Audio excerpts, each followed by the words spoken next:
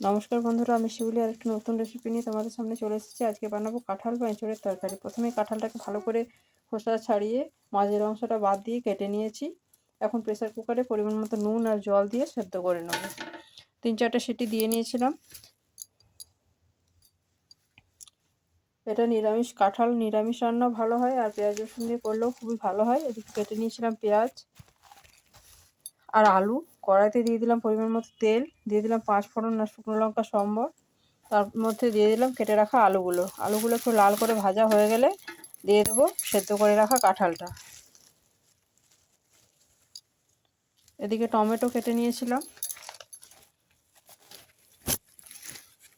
কাঁঠালটা একটু ভেজে নেওয়ার পর দিয়ে দিলাম কেটে রাখা পেঁয়াজ আর রসুনটা। এখন পেঁয়াজ রসুনটা ভালো করে একটু ভেজে নেব।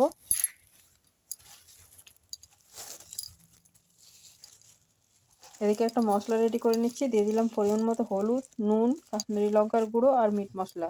একটু জল দিয়ে গুলে কিছুক্ষণ রেখে দিলাম।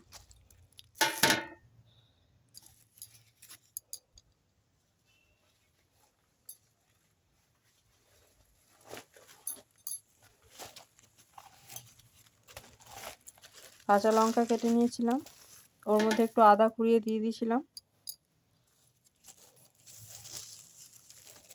তোমরা চাইলে আদাটা বেটেও দিতে পারো বা শুকনো আদা গুঁড়োও দিতে পারো। এখন পেঁয়াজটা লাল করে ভাজা হয়ে গেছে, দিয়ে দিলাম কেটে রাখা টমেটোটা আর দিকে আদাটা কুড়িয়ে নিয়েছিলাম। এখন দিয়ে দিলাম গুলে রাখা মশলাটা। এখন ভালো করে ঢাকা দিয়ে বারবার কষিয়ে নেব যতক্ষণ না অবধি আলুটা সেদ্ধ হয়ে যাচ্ছে। আলু আর কাঁঠালটা ভালো মতো সেদ্ধ হয়ে যাচ্ছে। এখন দিয়ে দিলাম কাঁচা লঙ্কা। দেখো কষানোটা অনেকটাই হয়ে এসেছে, আলুটাও সেদ্ধ হয়ে গেছে।